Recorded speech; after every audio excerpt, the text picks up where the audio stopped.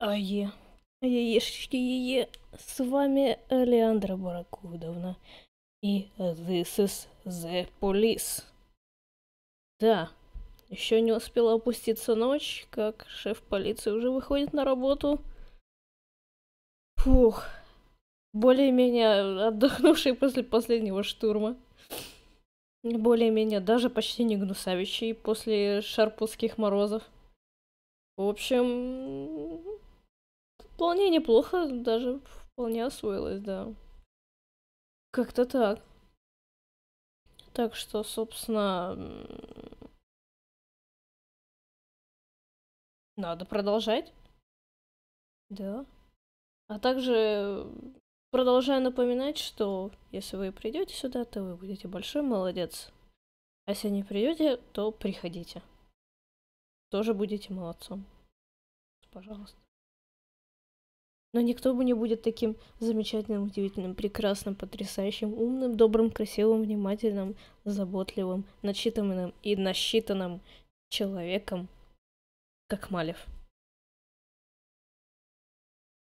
который очень рад моим комплиментам. Очень рад. Который чувствует себя лучше, да? Да. Это отлично.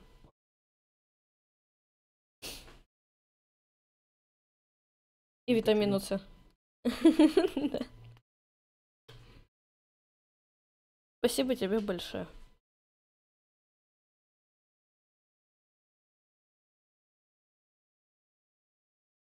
В общем, все пошло. Далеко и надолго. В общем, все идет. Отлично. Думаю, можно начать. Точнее, продолжить. Что у нас там? Вспомнить, что у нас там.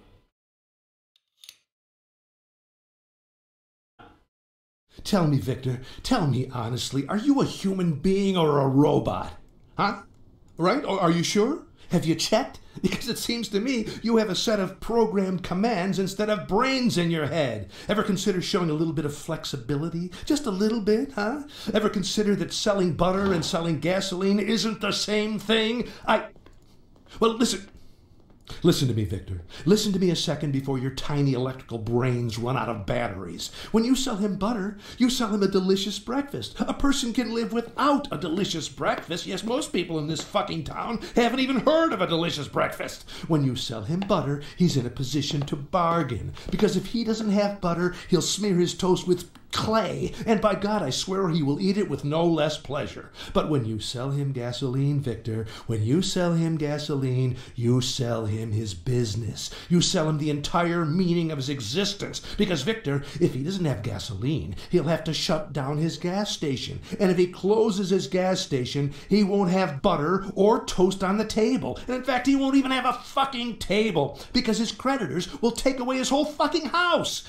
And a man needs a fucking house so that he can have a place to put his fucking table. You got the logic, right? Now see if you can digest it with your fucking electrodes or whatever you usually think with, and call me back when you come to an agreement on the price. Ah, you're already here. I'm sorry, Jack. It's a busy time of year. I gotta sit by the phone all day. I can call you Jack, right? Why am I asking? I'm already calling you Jack. Let's sit down.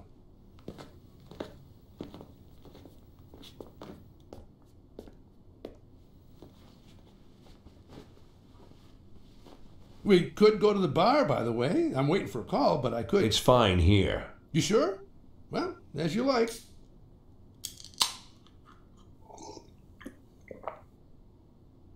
That's what I love about Sharpwood. Even if I forget to put the beer in the refrigerator, it'll still be cold. Here, you can help yourself. Doesn't look like beer, does it? Well, what is it? The infamous smelly soup? You should try it. Go on. Try it. Don't be squeamish. Half of Sharpwood eats that soup every day. No one's dead yet. Not from the soup, anyway.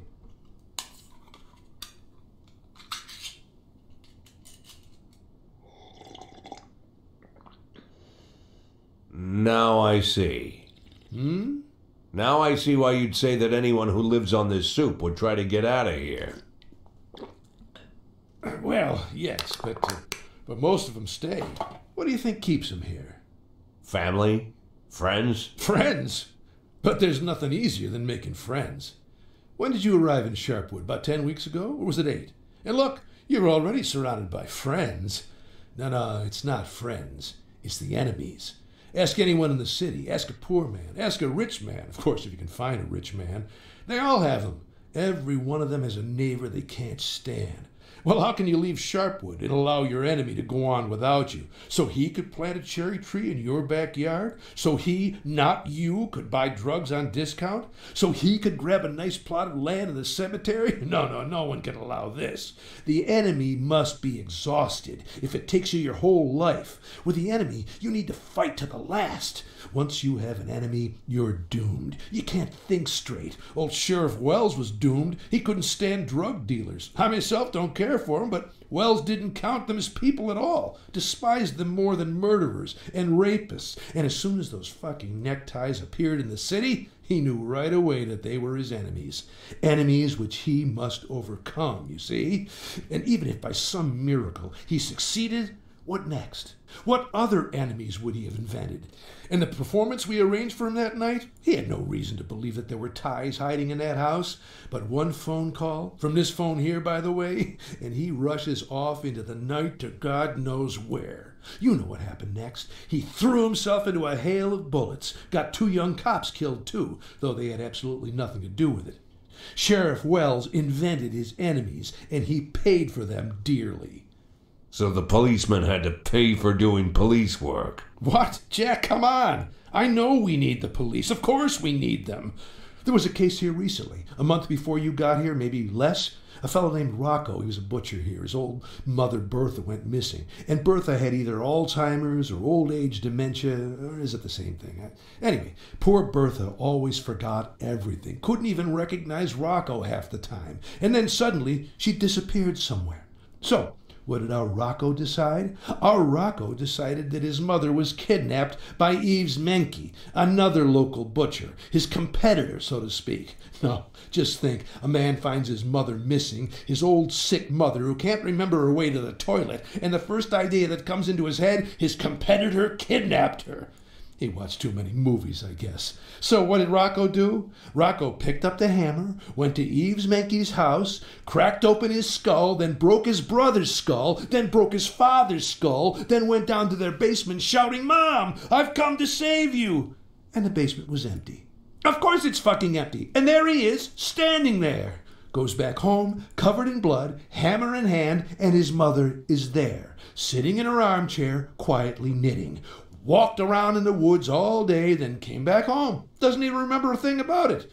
Now Rocco will be in prison for the rest of his life. But if he just called the police, if the cops had combed the forest looking for poor Bertha, nothing would have happened. So of course we need the police.